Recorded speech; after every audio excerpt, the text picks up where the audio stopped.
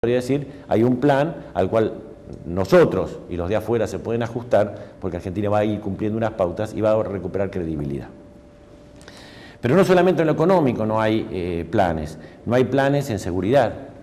Fíjense ustedes la situación que estamos viviendo los argentinos, que la gente está muy asustada y muy preocupada, porque realmente no se fija un objetivo con respecto a la seguridad que permita hacer planes que los gobiernos no cambian. Entonces tenemos un gobierno de mano más dura, un gobierno garantista, un gobierno abolicionista, y los instrumentos que tienen que operar la seguridad, que son las fuerzas de seguridad, no saben qué hacer. Porque con un gobierno tienen que actuar más duramente, con otro gobierno no tienen que actuar, y con otro gobierno directamente tienen que defender, como ha pasado, y proteger a los que están cometiendo un delito.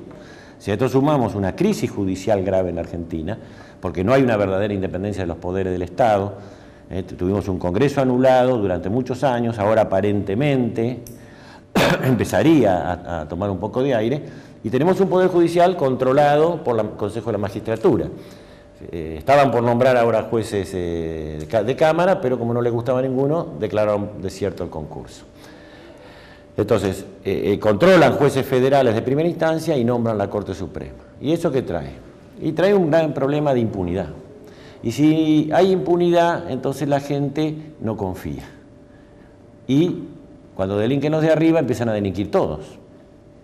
Si nosotros analizamos la situación política argentina de los últimos 30 años, nos vamos a dar cuenta de que ha habido cientos de casos y escándalos de corrupción. Yo en una vez que tuve una discusión con un hombre de Transparency International, un norteamericano, decía: Argentina es uno de los países más corruptos del mundo. Y yo le discutí y le dije: no, usted está equivocado. Estados Unidos es mucho más corrupto que la Argentina, porque un solo caso Enron, ¿se acuerdan el famoso caso Enron? Suma todos los casos de corrupción de la Argentina porque es multimillonario la corrupción. Argentina no es uno de los países más corruptos del mundo. Argentina es uno de los países que tiene mayor índice de impunidad del mundo. Porque si yo nombro los casos, y hay cientos de casos, que si hacemos memoria un poco los argentinos, en todos los gobiernos los ha habido, desde el proceso hasta ahora, no hay un solo preso. Por delitos económicos, por mal desempeño en la función pública, por enriquecimiento ilícito, no hay un solo detenido en 40 años. Que tenga una condena firme, que esté en la cárcel. Entonces esto debilita el sistema institucional. Si a esto sumamos que no hay planes concretos en ningún área, que se han debilitado las Fuerzas Armadas, ¿Brasil qué ha hecho? Brasil juega fuerte, apuesta a ser una potencia, fija propias posiciones, pero por su lado destaca una parte importante del presupuesto para la defensa porque sabe que esas actitudes pueden tener represalias. Estados Unidos va a pensar seriamente en ocupar el Amazonas con unas Fuerzas Armadas como las que tiene Brasil. Argentina, al contrario, ha destruido sus Fuerzas Armadas, las ha debilitado, la sigue castigando por Malvinas, fíjense ustedes, ¿no? Porque esto es parte del castigo de Malvinas. Hay muchos argentinos que no saben que en los acuerdos de Madrid que se firmaron, Argentina cada vez que va a comprar un avión tiene que pedir permiso a Inglaterra. Cada vez que va a comprar un barco tiene que pedir permiso a Inglaterra. Argentina no puede comprar armamento sin pedir permiso. Estos son los tratados de Menem, los acuerdos de Madrid. Entonces realmente nos encontramos con un país sin propuestas a mediano o largo plazo que le permitan a la familia argentina pensar en su futuro, en el futuro de sus hijos, en jugarse, en invertir. Y si a esto sumamos una grave crisis social, porque a pesar de todo lo que se dice y que permanentemente se habla de los pobres, las desigualdades sociales en Argentina cada vez son mayores y en los últimos años se han triplicado las villas miserias. Porque lo que se ha fomentado es el asistencialismo y el clientelismo político y no el trabajo. Como tampoco hay pautas claras en lo político y en lo económico, tampoco vienen inversiones para que haya más trabajo. Nosotros en su momento acuñamos una frase que decía que el hombre que pierde el trabajo pierde el respeto de su familia y pierde su autoestima, ¿no? El hombre que no le lleva a él con el sudor de su frente a sus hijos para educarlos, para vestirlos, para ayudarlos a crecer en la vida, es un hombre que se siente disminuido.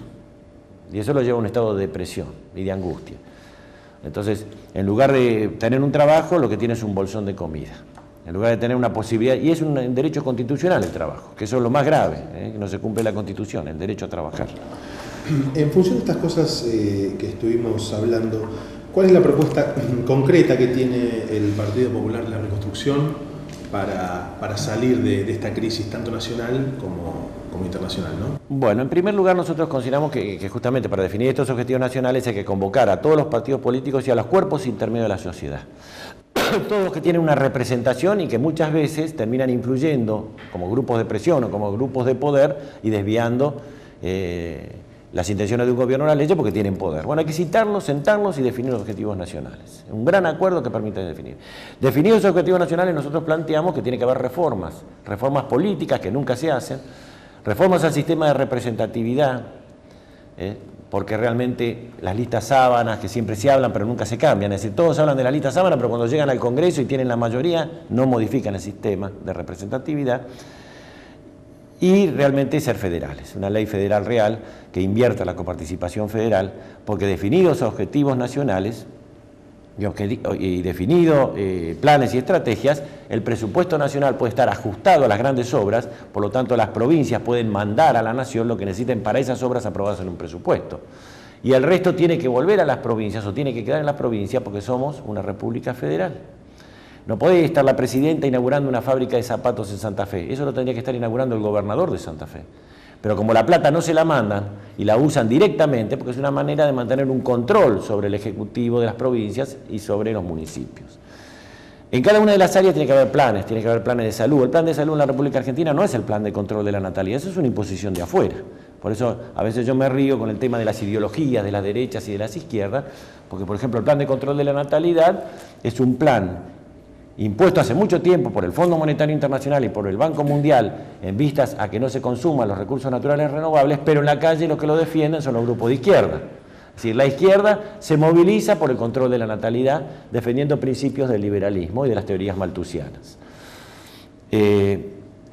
Creemos que hay que descentralizar las grandes ciudades, hay que sacar la gente de las grandes ciudades, crear ciudades nuevas, hay que hacer un nuevo desarrollo territorial, hay que mejorar las vías de infraestructura de comunicaciones, hay que recuperar las empresas del Estado en manos del Estado, es decir, la Argentina, las empresas de servicio están para servir y no para lucrar. Si yo le entrego una empresa del Estado a un privado, el privado lo que va a querer es ganar plata, y para ganar plata no va a invertir, o va a invertir lo menos posible, va a cerrar en el caso de los ferrocarriles, los ramales que le dan pérdida, y va a echar la mayoría del personal, con lo cual producimos un problema de desocupación, un problema de falta de comunicaciones que afecta a la soberanía, y un problema de deterioro del servicio, y ahora lo estamos viendo, Entonces, hay que ver la manera de que el Estado sea eficiente en el manejo de las empresas del Estado.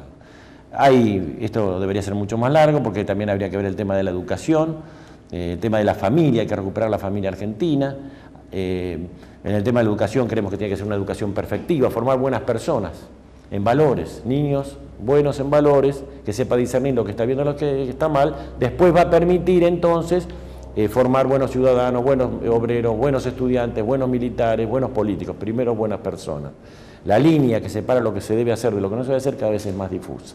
Es decir, hay muchísimos temas para tratar, tendríamos que hacer esta entrevista mucho más larga, pero nosotros estamos trabajando en propuestas concretas en cada una de las áreas, ¿no? Bueno, le agradezco mucho la presencia. Estuvimos con el licenciado Gustavo Brady Obeid, presidente del Partido Popular de la Reconstrucción. Muchas gracias.